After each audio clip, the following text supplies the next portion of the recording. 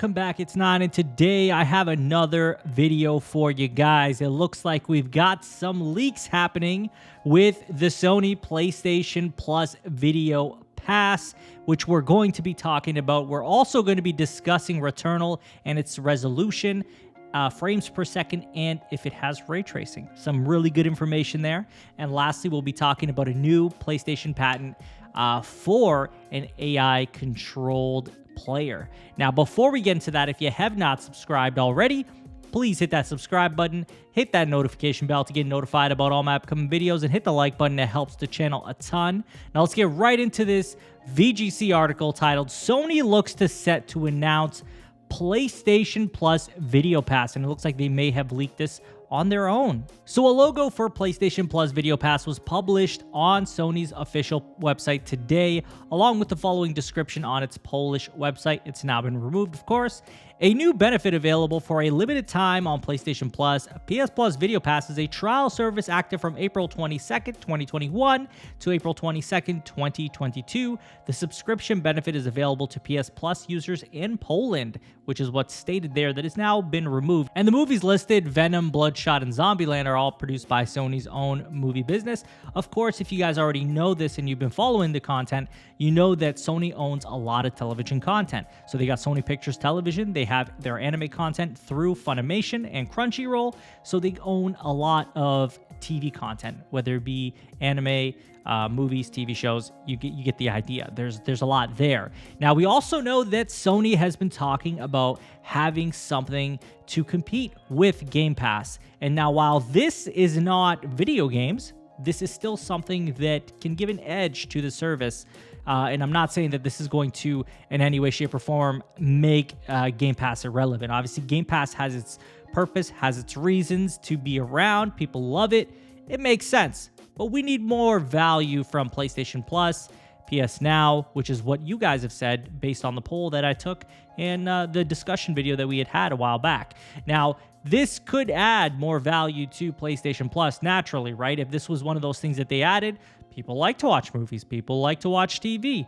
Obviously, the famous place that the TV situation took, which was on Xbox's stage, is clearly not a good precedent to set with a gaming company, but they are a company that own a lot of, television and movies, so it makes a lot of sense. Like, they own a lot of TV shows, they own a lot of movies, and they're big titles too. So if they can leverage that and offer it in addition to video games, hey, why not? They clearly have the games anyway. It's not like they're ignoring or neglecting the game side of things. So this would kind of fall in line with the rumors that we heard that Sony is going to tie in PS Now, PS Plus, and its Sony Pictures movies, plus its Funimation service, which adds a great value to it as well. Now, we talked about how this could depend on how much they're charging, right? Obviously, this sounds great and it sounds fine and very appealing to a lot of people, but it's going to matter what they charge for the monthly cost. If it's a good value, I could see a lot of people jumping on that. But I don't know. For me personally, I think I'm all right with it. If this is a thing that comes with PlayStation Plus, obviously, if there's a good movie on there, I'll take advantage of it. Otherwise, it might just be the same thing as always, and I might download it, add it to the library, or if it's only available temporarily for the time of the month, then yeah, I think I might take advantage of it. If not, I don't, right? Like, it's not really a big concern of mine. It's like a lot of these PS Plus games that I may not play. I download them, like I add them to the library, but I may never even play them. For all I know, that they might never even get started up or downloaded to the console. So this could very well be the same situation. But on to our next topic, and this is all about Returnal. This comes from IGN.com, titled, Returnal will support ray tracing and 60 frames per second at 4K resolution. So Returnal accordingly will support a frame rate of 60 FPS while running at 4K with ray tracing enabled, spotted by Twitter user Hutchinson Reborn. PlayStation Portugal's Moto PlayStation show revealed the details about the upcoming PlayStation 5 exclusive Returnal. And you know what? I feel like that's awesome. That's great. I'm happy. Native 4K at 60 FPS with ray tracing. What more could you ask for from a first party or second party exclusive? It sounds awesome to me. Now, obviously, Returnal is not the biggest visual, showcase out of all the PlayStation games that we know of that are coming, yeah, of course, Returnal is not going to be the visual showcase that we're waiting for. It's not. Let's just be honest. That's not what it is, right? But that doesn't mean it doesn't look good. It still looks good. And I think on top of that, having these things to kind of boost it is more than welcomed. I mean, I love ray tracing. I think it's incredible what it can do to a game. 4K resolutions are fantastic. And of course, 60 FPS is a standard for me. If it's not 60 FPS, I'm not too happy about it, because once you experience 60 FPS games, it's really tough to go back to 30, at least from my experience. I know there are some people who just don't care about that. They just want to play a good game, and that's fair too. But for me personally, if there is a 60 FPS option, guess what? I'm going to use that option, even if it is a dynamic resolution. But this is awesome. Can't wait for this game. I've talked a lot about this game and how I'm looking forward to it and how we will be reviewing it and playing it when it does drop at the end of the month. Now, on to our last topic, and this also comes from VideoGamesChronicle.com, titled "Sony has patented an AI that will play your games for you." Sounds crazy already, and it's an interesting one. I mean, I'll get into it, and I'd love to hear what you guys think about this. But according to the patent, the method involves assigning a default AI profile to the player, which starts off with a generic set of behaviors. As the player plays a game multiple times, the AI will study their behavior and apply it to the AI profile, meaning over time it will start to make similar decisions to the player.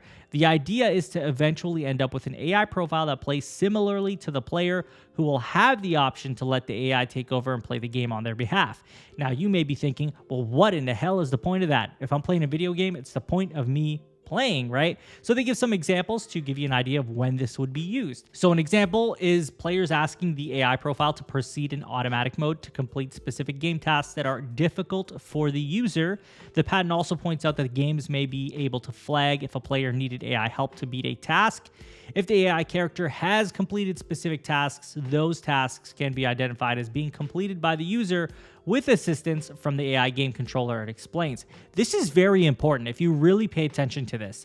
It states that if you use the AI, right, to complete a task, it will literally label it as being completed by the user with assistance from the AI game controller. So for those of you who are like, hey, well, this is nonsense, right? If I'm able to do this game on my own, complete it on my own, why should it be treated the same as if somebody uses this AI controller? If it is, in fact, something that does come out after this patent. There's also this last example that is given when you are playing online multiplayer co-op games where a player may need to leave the game to eat or work. In this situation, instead of the game having to end, the player can turn on the automatic mode and have the AI play with their friends in their absence until they can return to take over again. Now, obviously, these are all very different reasons, but I think ultimately what the point of this is, and I feel like the biggest thing this is going to be used for, is accessibility. And the reason for that is we noticed that, accessibility is very, very important these days with games. They go out of their way to add all these different features to allow people who aren't able to experience the game normally to be able to experience the game and enjoy it the same way as we do. So that would be the exact reason why this would be used. Now, obviously, the rare occasion that, you got to go to the bathroom and you let the AI take over, the only nice thing about that would be is if you get kicked out of the game or if you can't pause the game, this would take over and not allow that to happen. But ultimately, I feel like at the end of the day, it makes more sense for this to be an accessibility issue and not so much to be used for, say, multiplayer or anything like that, although I guess it could be used for that. Now, there's the chance that this doesn't even happen. It's never used. So there is that as well. So if you're bummed out about this or don't like that this is going to or possibly could be a thing, keep in mind that this, number one, may not happen. Number two, that if it does happen, they are going to state like somebody used that in order to accomplish the objective. At the end of the day, I think it's all about us all being able to enjoy video games, and it's not always about accomplishing the most difficult task. While it's nice and rewarding to do that, I still think that we should have games accessible to everybody possible. And it's always nice to see that happen for people who want to play video games but have barriers to entry. Now, that's all I have for you guys in today's video. I'd love to hear from you guys, and I'd love to hear what you think about this PlayStation Plus Video Pass. Could this be an answer to Xbox Game Pass? Could this be just a trial for now? Maybe they plan on doing this way before. What do you guys think? How do you feel about Returnal being at 4K 60 with ray tracing? And lastly, what do you think of this new Sony patent? Let me know in the comments, and as always, if you have not subscribed already, please hit that subscribe button, hit that notification bell to get notified about all my upcoming videos, and hit the like button. It helps the channel a ton. You can follow me on Twitter and Twitch. Links will be in the description, and share this video with a friend. I will talk to you all on the next one. Take care.